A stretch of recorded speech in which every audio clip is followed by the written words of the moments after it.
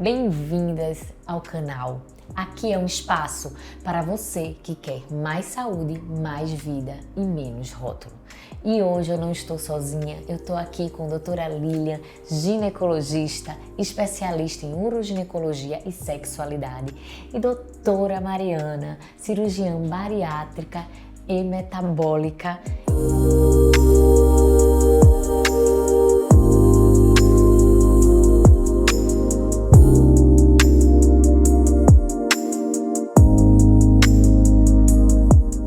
Vamos começar, né, Mari? E aí, vamos lá? Prazer estar aqui com vocês hoje. Hoje o nosso tema será sobre menopausa, cirurgia bariátrica e obesidade. Então, doutora Lilian, vamos começar do básico. O que é a menopausa? Quando a paciente deve suspeitar que ela está entrando na menopausa? Quais os sintomas iniciais? Vamos lá! Primeiro, obrigada pelo convite. Um tema que eu vivencio no meu dia a dia no consultório. E menopausa, por definição, é a data da última menstruação, né? E o diagnóstico mesmo da menopausa a gente vai fazer só um ano depois. Então ela teve a sua menstruação, estava vindo de forma irregular, aí o espaço entre a última foi 3 meses, depois foi 6 meses. A hora que for um ano, você fala, opa, aquela foi minha última, daqui pra frente não vem mais. Tá?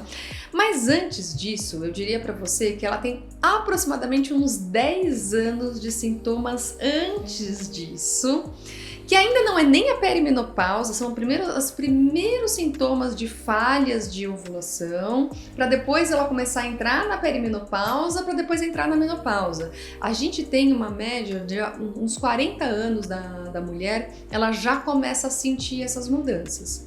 E o que acontece é o seguinte, nós mulheres temos óvulos que vão ser ovulados ao longo da nossa vida inteira. A gente nasce com aproximadamente 500 mil óvulos e ovula um óvulo por mês e perde 1000 óvulos por mês. Então a gente tem mais ou menos umas 500 ovulações por vida.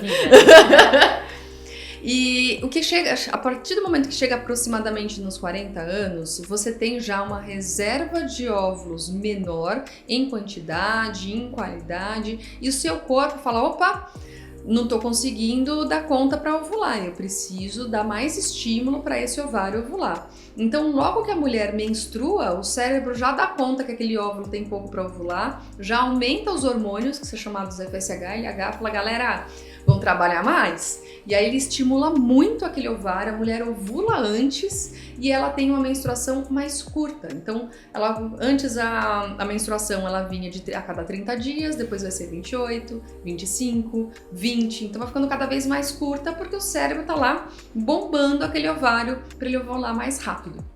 E aí o que acontece como primeiro sintoma é isso, irregularidade menstrual com ciclos mais curtos.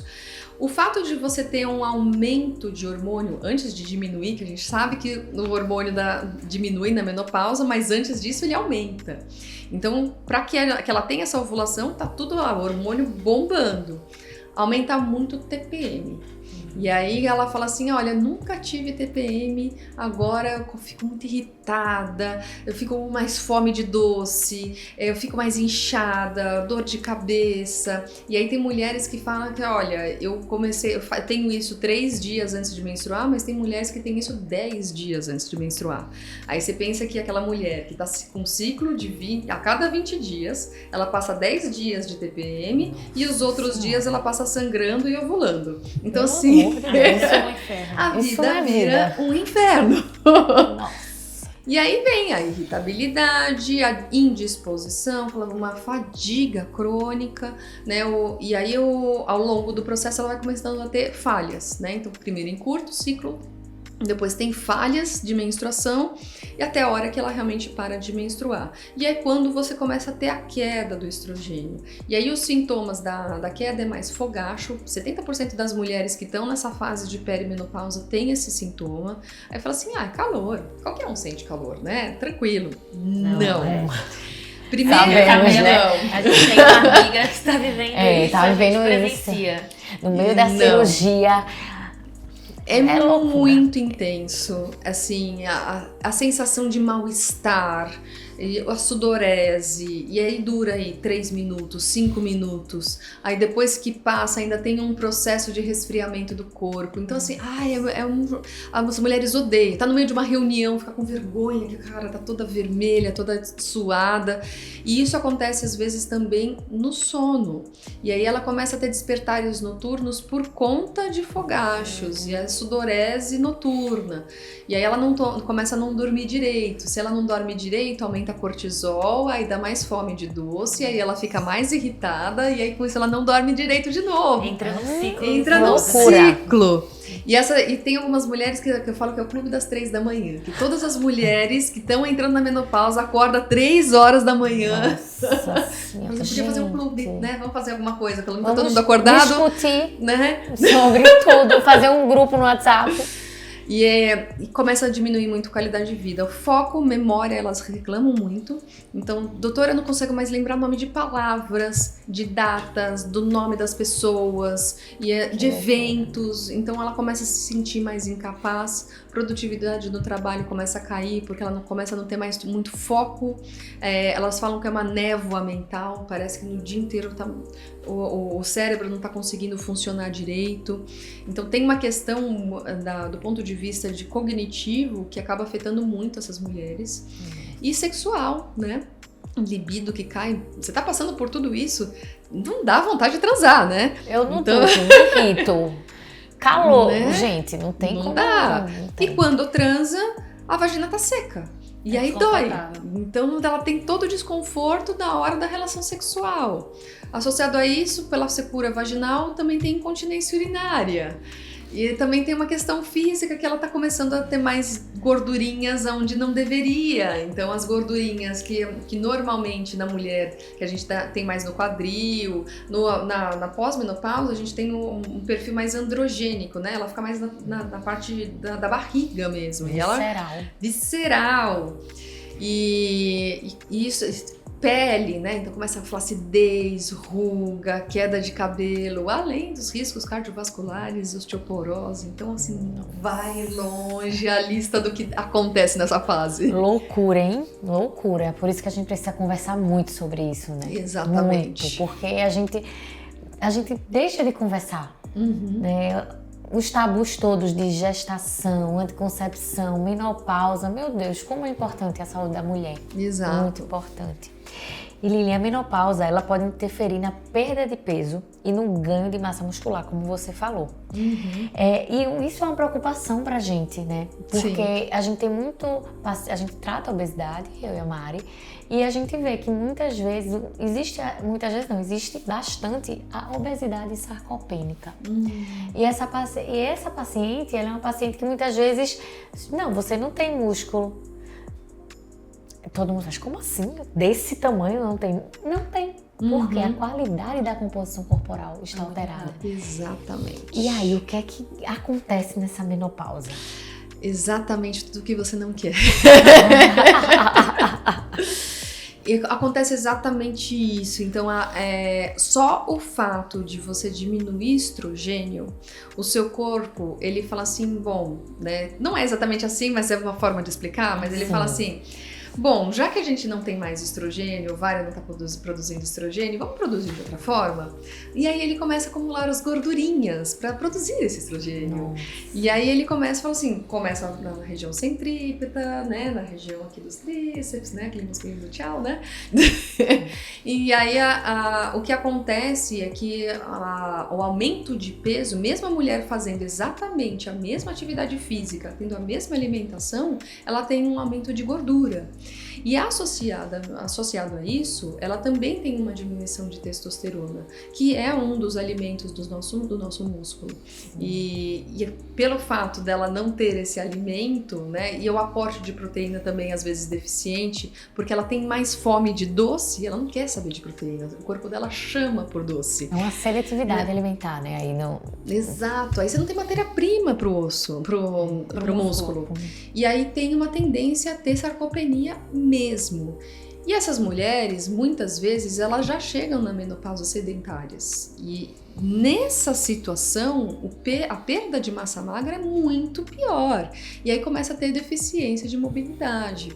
Então, assim, é uma coisa levando a outra. Então, se ela já tinha obesidade sarcopênica antes da menopausa, vai piorar depois da menopausa. Vamos tratar isso antes. Perfeito, perfeito. E proteína é uma coisa, né, Mari, que a gente sempre bate, bate nessa tecla, porque é um paciente que come pouca proteína, né? Inclusive no pós-operatório, né? A gente faz aqui a bioimpedância, por exemplo, a gente fala isso muito pro paciente, a importância de fazer atividade física, musculação, reposição de proteína. Porque às vezes o paciente acha, nossa, emagreci, tô ótimo, mas a gente faz a bioimpedância, a composição corporal, a massa muscular dele tá muito ruim. Exato. Então isso é muito frequente, né, Pari? Pós-cirurgia bariátrica você perde tudo. O corpo não seleciona. Ah, eu só vou perder só gordura e só da barriga, tá, exatamente, querida? só da barriga. Pra deixar um peitão bonitão. E deixa também gordura no glúteo. Isso. Mas só na barriga. Isso não é existe. isso. Perde não tudo. existe, perde. Mas Lilian, falando já um pouquinho sobre o tratamento da menopausa, a perda de peso, não só a bariátrica, que é o nosso caso, mas a gente trata a obesidade, a perda de peso ajuda no tratamento da menopausa? Muito. Eu vou dizer assim, o estilo de vida em geral é um dos fatores que minimiza os sintomas da menopausa. Ele não é o único, né? Então, mas eu faço exercício físico, eu tenho uma boa dieta e tô aqui com fogacho. Sim, não é a única coisa. Mas, de fato, se você conseguir ter um bom estilo de vida e conseguir diminuir a obesidade, a chance de você ter processos inflamatórios que pioram esses sintomas é muito menor. E a gente sabe que o processo inflamatório da obesidade é muito grande. Ele tem uma inflamação de vasos que aumenta o risco de infarto e AVC. Ele tem uma inflamação no corpo inteiro. Então a gente tem esse processo inflamatório contribuindo para todos esses sintomas alterarem. Tem muita gente que, às vezes, não digo todas, mas tem umas que passam por esse processo de emagrecimento e melhora fogacho. Porque, de fato, também acaba diminuindo a inflamação dessa região. Então, melhora, não é um tratamento único da menopausa, mas melhora muito esses sintomas e facilita o nosso tratamento. A gente sabe hoje, né, um dos principais tratamentos dos sintomas da menopausa é a terapia hormonal. E a terapia hormonal na obesa tem mais risco de trombose. Isso que a gente ia falar perguntar, agora. que é um grande questionamento, Exato. né, Mari, no nosso Mesma consultório. coisa que a gente conversou agora sobre anticoncepção, né, nas pacientes que a gente está preparando para cirurgia bariátrica, que a gente tem essa preocupação de suspender o anticoncepcional para operar, trocar o método para um só com progesterona, por exemplo, DIU ou Implanon. A gente também recebe essa pergunta, a paciente que às vezes vem operar com a gente já nesse período de perimenopausa, 50, 60 anos, tá fazendo uso da reposição, como a gente deve orientar ela nesse sentido? Precisa também suspender 1 a 2 meses antes? Por ser uma dose menor, não precisa? Vamos lá. Quando a gente faz terapia hormonal, a gente quer resgatar o que era aquela mulher na menacme, né? Como que o corpo dela funcionava antes de entrar na menopausa. Então, os níveis que a gente coloca de hormônios acabam sendo níveis como se ela não tivesse na menopausa. Tá? Então, se você for ver, teoricamente, você não vai bloquear a função do ovário da paciente só para operar quando ela está menstruando.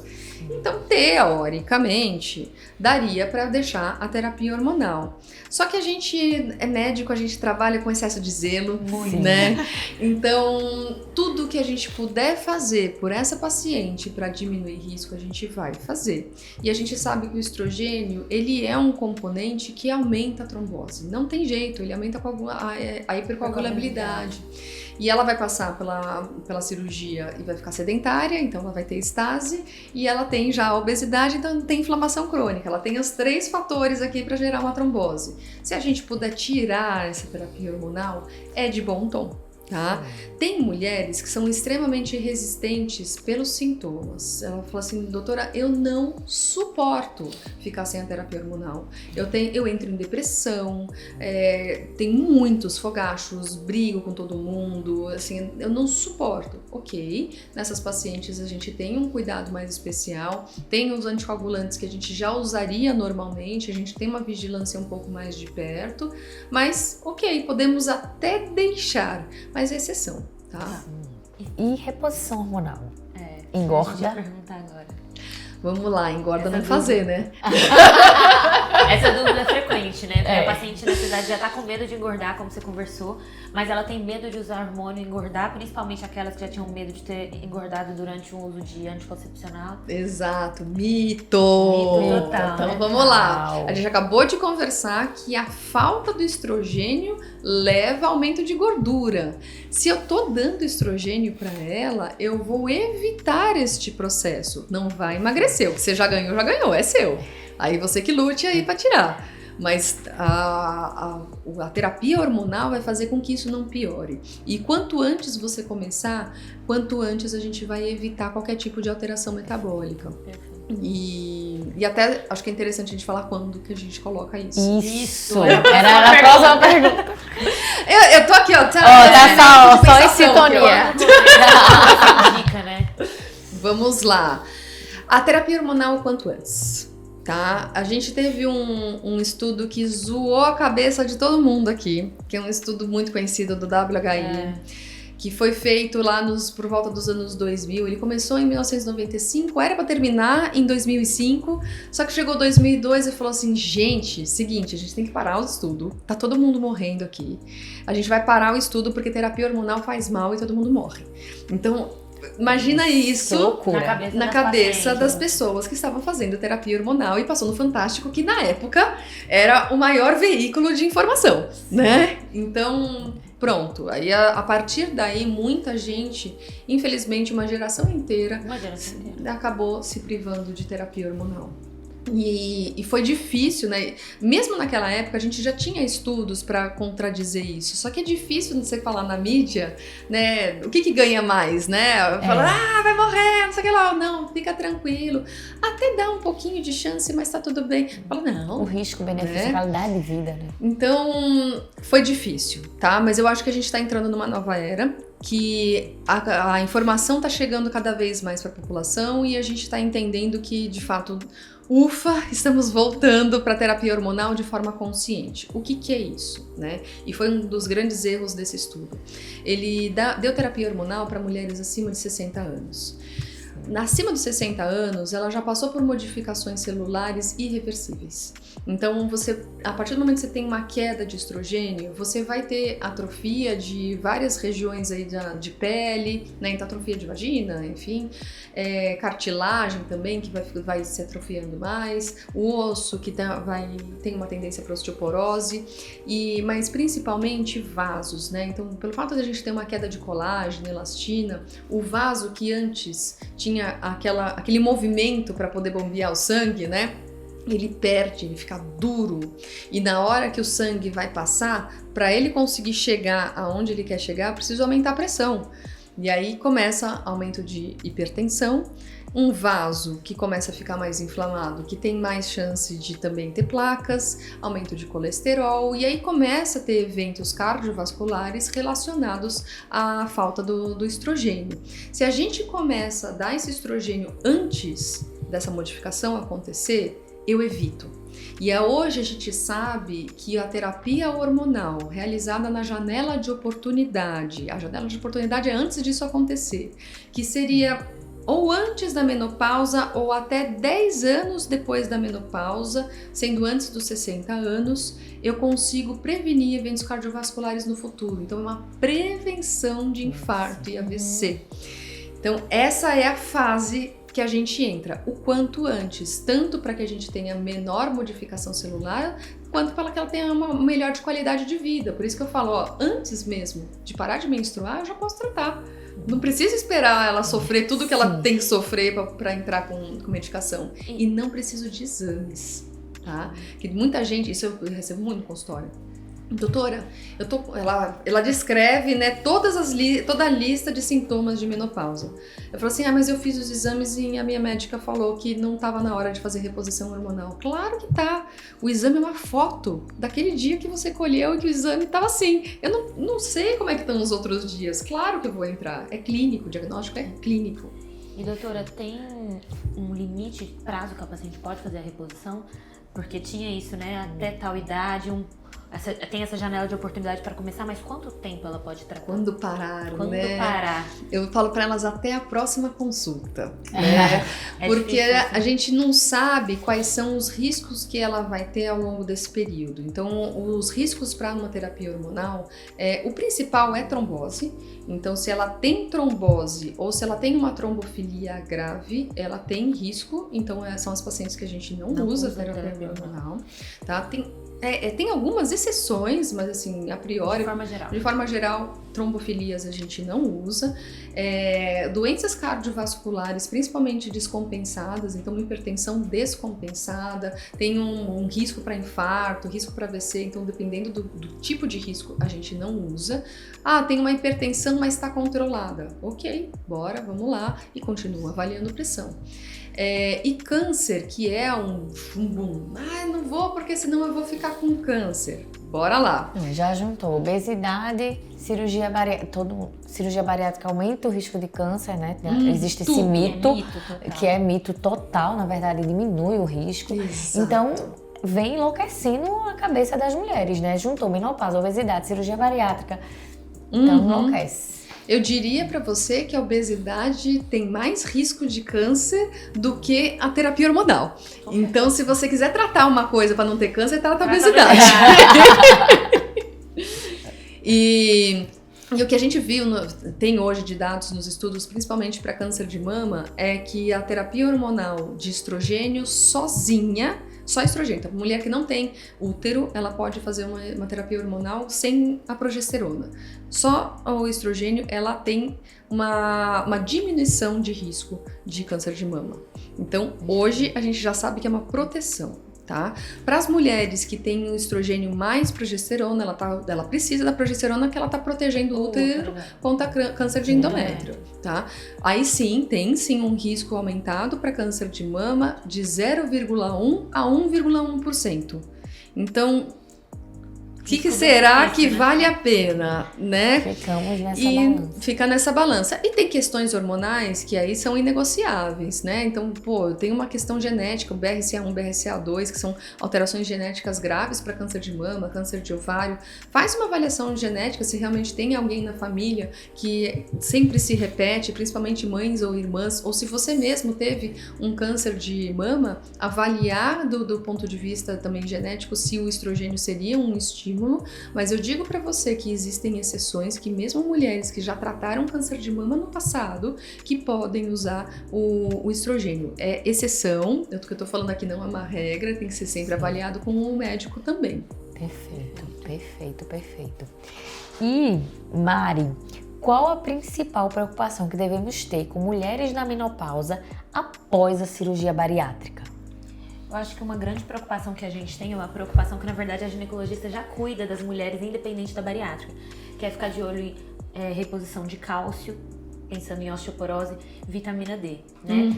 Quando a gente atende as pacientes que já estão na menopausa, muitas já fazem essa reposição, mas a paciente que a gente operou bariátrica, que já fazemos reposição de forma habitual, quando ela está na menopausa, a gente tem que ficar mais em cima ainda disso, né? Com a equipe multidisciplinar. Eu acho que essa é a nossa grande preocupação. Reposição de cálcio, risco de osteoporose, osteopenia, fazer a densitometria óssea quando tem indicação e a reposição de vitamina D, né? É isso aí. E entender também todas as outras deficiências vitamínicas, né? A B12, o ferro, porque isso também acaba influenciando. Então, tudo isso... E a mulher, infelizmente, tem coisas que ela não vai conseguir na alimentação, vai ter que suplementar mesmo. É isso. A paciente que a gente opera, ela já sabe que ela vai repor vitamina, né? Ela já, a primeira, dia. Chegou, sentou, a gente sabe. Muitas vezes ela troca o tratamento de uma doença, de uma comorbidade, por uma vitamina, que hoje existem vários tipos, e hoje mastigáveis, sabores. Quem não repõe, eu sempre falo, quem não repõe vitamina D? Não, ainda mais se a gente tá falando de São Paulo, a gente tá aqui dentro de prédio. Exato. Ninguém olha nem pro sol. Mas acho que pra paciente que fez bariátrica e tá na menopausa, essa é a nossa grande preocupação pra gente avaliar de forma conjunta. Exato. Perfeito. Lilian, qual a mensagem que você daria para as nossas pacientes com obesidade e que estão na menopausa? Primeira coisa, entender que não é o fim do mundo.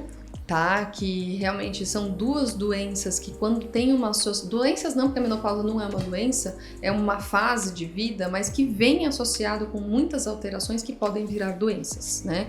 Então entender que a menopausa mais a obesidade somadas pode dar um risco na sua vida muito grande, principalmente para as duas principais causas de morte na mulher, que é cardiovascular, infarto e AVC, e câncer. Então, de fato, a obesidade, como a gente comentou, ela é um fator de risco para câncer, principalmente câncer de mama, mais do que a terapia hormonal. Então, tratar a obesidade faz parte do processo de prevenção de câncer também. Sim. E prevenção cardiovascular. E tratar essa menopausa de uma forma adequada, e aí entra sim a terapia hormonal quando indicado, e hoje eu vou dizer para você que eu indico para a maioria das pacientes, são alguns casos, tem algumas que não querem, e aí tá tudo bem, a gente conversa riscos e benefícios, mas a grande maioria eu acabo indicando, mas tem um estilo de vida que precisa ser sustentado nessa fase. Corpo que não se mexe nessa fase, não se mexe mais.